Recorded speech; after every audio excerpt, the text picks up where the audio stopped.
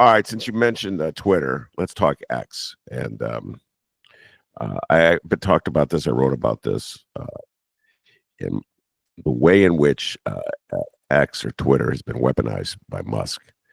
And I had two examples. One, an old friend of mine, shout out Keith Kelleher, and one you.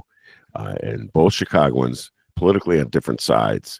He's far to the left of you, but very similar tales of how X has been weaponized. And we'll stick with yours. I've talked about Keith's before. You put out what I thought was a totally acceptable tweet, or X, or whatever they call it now, announcing your support for Ukraine, and then the blowback. And I was having breakfast with Josue, and he told me the story. I just blew my mind, man, that like this has been turned into a weapons machine. Musk talked about how it's going to be a free market, and what a joke. It's not a free market. It's a market dominated by him, controlled by him, to have his expressions disseminated. Anybody who strays in any way from his view of the world is attacked. It's like, this is the most unfree market ever in the name of free markets. So Gil, why don't you explain what happened? Yep. Tell the story. Go ahead. Well, this comes on the cusp of where we saw President Trump and Vice President J.D. Vance hold a sham of a meeting where they had Zelensky there. They were talking about how Zelensky should be more appreciative of the support that he's receiving from America. Now, as a Marine, I support our allies, and there's no part-time support. It's full-time support. I support democracy across the country, across the world. And when you have someone in Zelensky who's ultimately fighting a war, and we have Russia that's being supported by China, Iran, North Korea, and all the other extreme groups against the U.S. in its fight for democracy around the world, you've got to take a stand. And when you have a President Trump who, in my opinion, has been compromised and is doing the bidding for Putin, you got to say something. And so I felt compelled, as number one, as a Marine, to say something about this, about the fight for democracy, and number two, as the local elected official that represents Ukrainian Village, the fourth largest Ukrainian village outside of Kyiv. And I've talked to and met some of the soldiers that have been on the front line that are defending democracy. And if people think that Putin's going to stop at Ukraine, then I got a Tesla for sale for you on the White House lawn. This Putin is trying to reinvent the USSR. His economy is crippling. Ukraine has a bunch of rich assets that are there. They're trying to take it over. And so I'm going to continue to stand up for our allies because of the fact that I'm a supporter of democracy. And they're fighting a war in lieu of us having to go there and help fight the pushback. Because Poland is on guard now. Thank God Europe is standing up here and stepping up to help Ukraine. But the reality is that you have President Trump, J.D. Vance, and even Secretary Rubio talking about you should be more appreciative. No. We should be appreciative of Zelensky fighting for democracy and fighting a fight that we don't have to fight with our own troops. We're supporting them with weapons and artillery. That's what we should be appreciative of. I am appreciative of that, because democracy and the westernized civilization is something worth fighting for. Freedom is as they say, is never free. People have to pay. And in this case here, you have Ukrainians paying with their life. And so if I'm going to have to pay for bullets and artillery to help defend democracy, I'm willing to do that. And more importantly, the majority of Americans are there that will support that. What you have is those MAGA folks and those people in Congress like Marjorie Taylor Greene and Jim Jordan. They're just following the MAGA script. And whatever President Trump says, they just parrot it without any types of facts. But it's those Republican veterans that are really disappointing me right now because they understand what the mission is. They understand what democracy is. Hell, they've raised their right hand to defend it. And so have those congressmen and women. They've raised their right hand to defend democracy against all enemies, foreign and domestic. And so we have got to start holding them accountable. And it's the Republicans, not the MAGA Republicans, but the Republicans that need to start challenging, saying, wait a minute, this is not what we voted for. We do support our allies and start holding these folks accountable. When I made my comment on Twitter, you saw the bots come out. And I'm okay with that. It doesn't bother me. I've been called worse by better people. So that doesn't bother me at all. But I'm not going to compromise the fight for democracy across the world. Yeah. So when he posted his support for Ukraine on X, damn, they came at him. There were like dozens and dozens of messages bashing him. They're bashing Gil.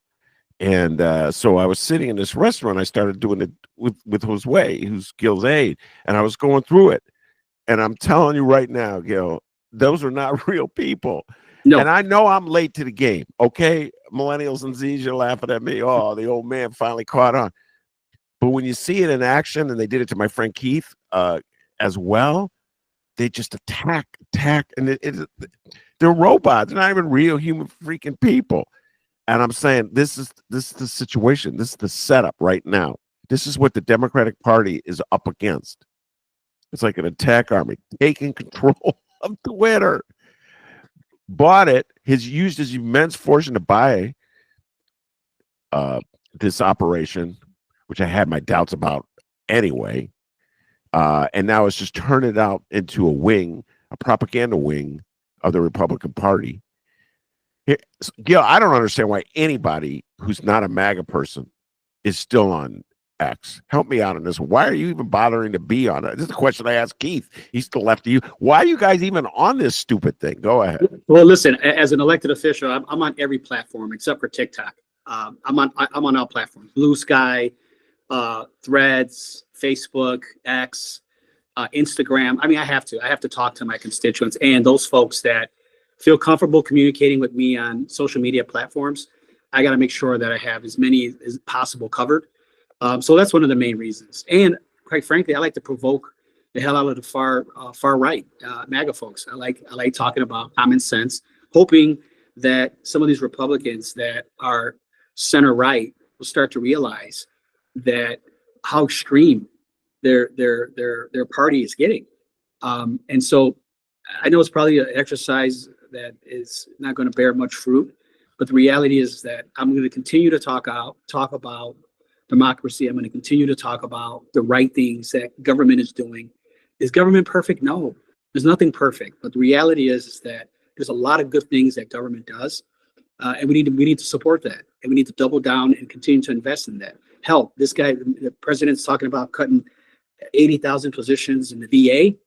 No, we should be adding 80,000 positions in the VA. We got men and women who have fought for this country, fought for democracy, fought for the life that we enjoy, that they should be entitled to all the benefits, every benefit.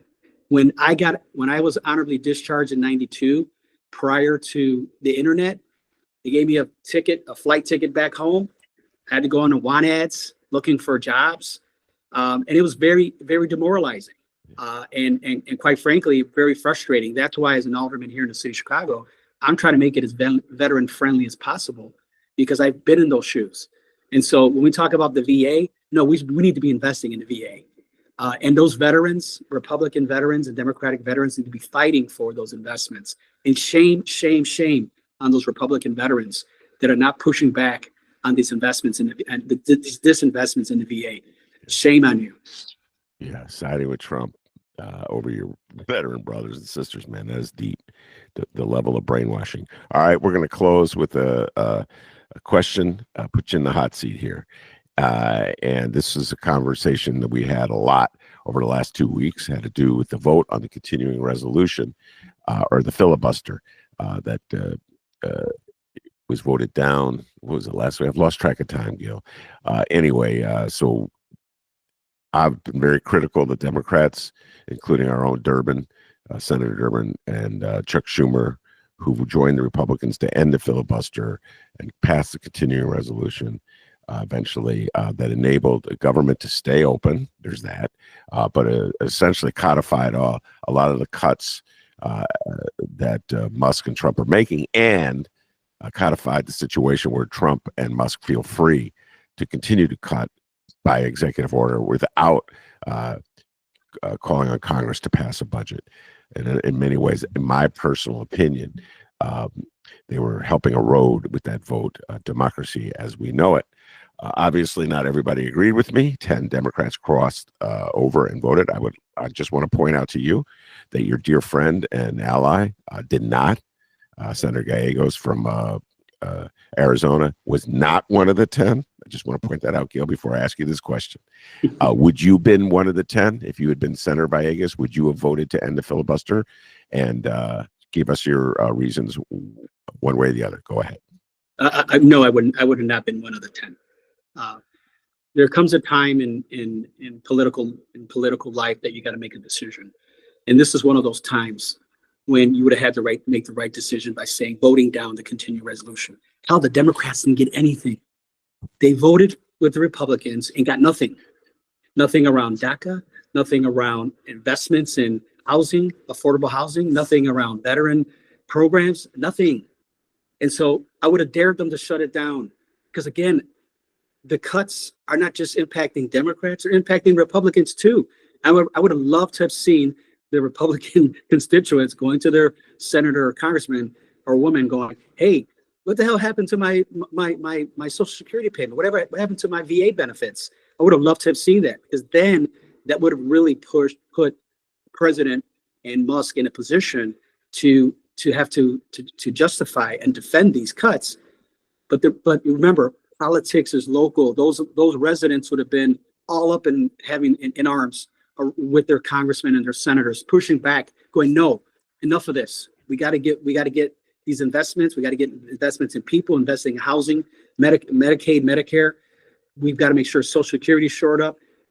I would have voted no, and I'm glad my friend from Arizona voted no as well. Senator Durbin voted yes. I think it was a big mistake.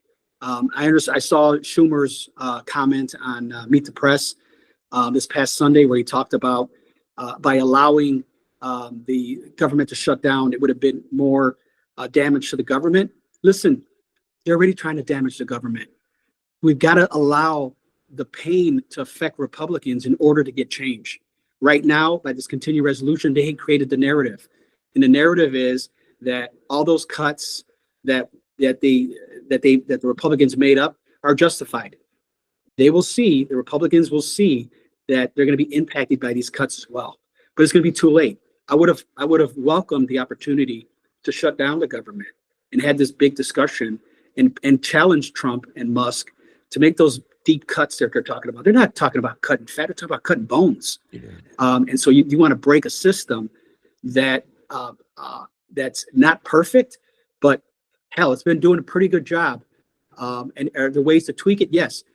I have a better idea. Stop doing continuing resolutions and put forward a budget.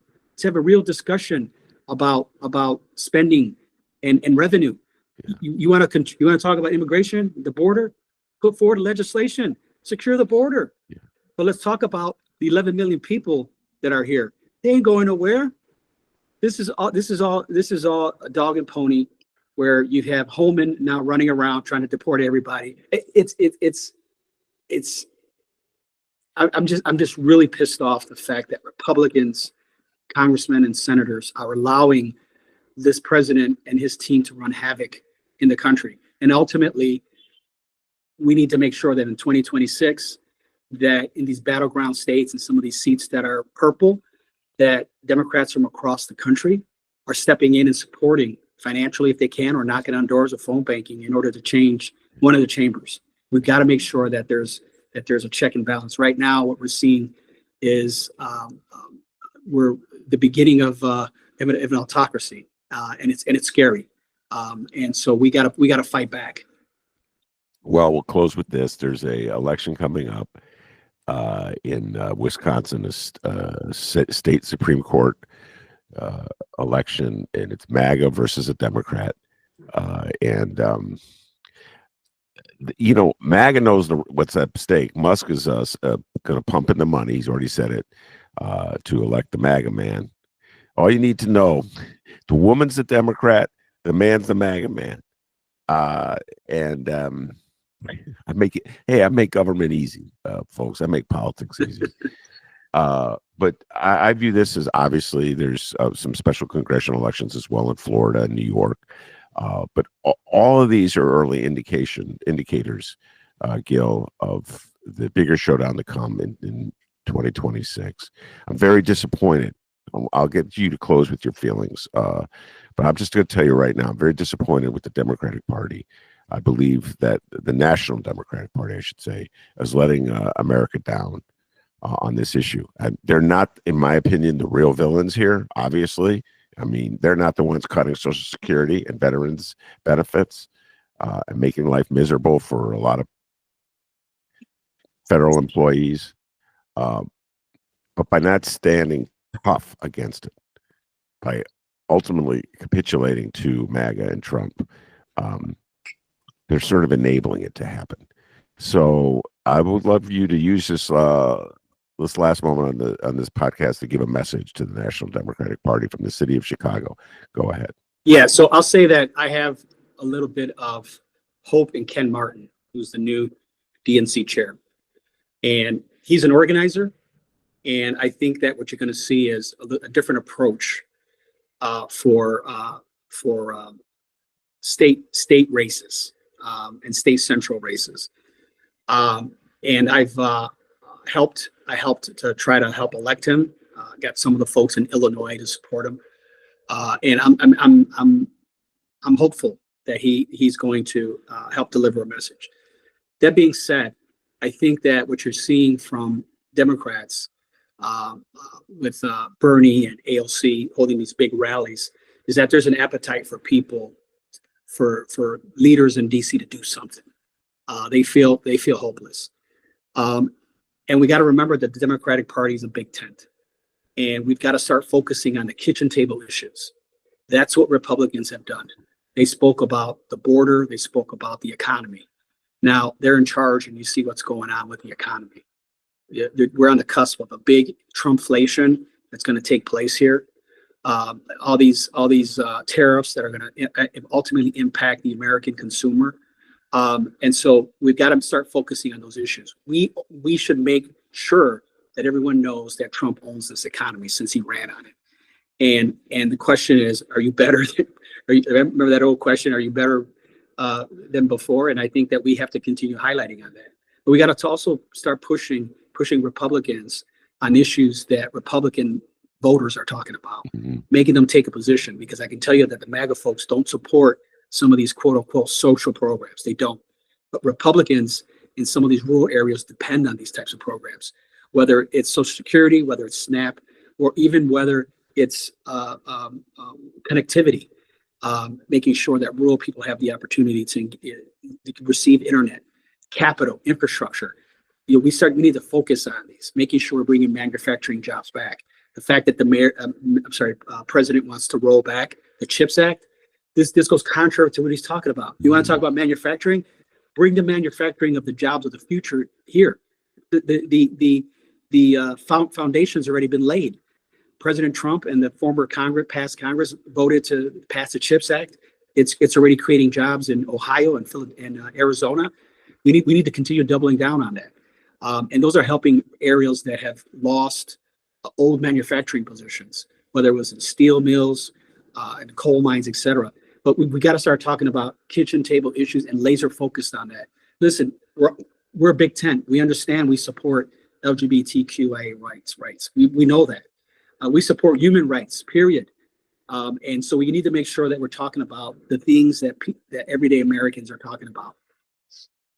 All right, very good, Gil. Appreciate you coming on the show. We've run out of time. I'm going to let you go and Thank you. talk to you soon. All right, Gil? You got it, Ben. Have a great day. Thank you. All right. Thank you very much, Gil. I also want to thank producer Chris. He does an outstanding job, and I know Gil agrees with me when I say, hey, producer Chris, give yourself a raise, take it out of petty cash. Peace and love, everybody.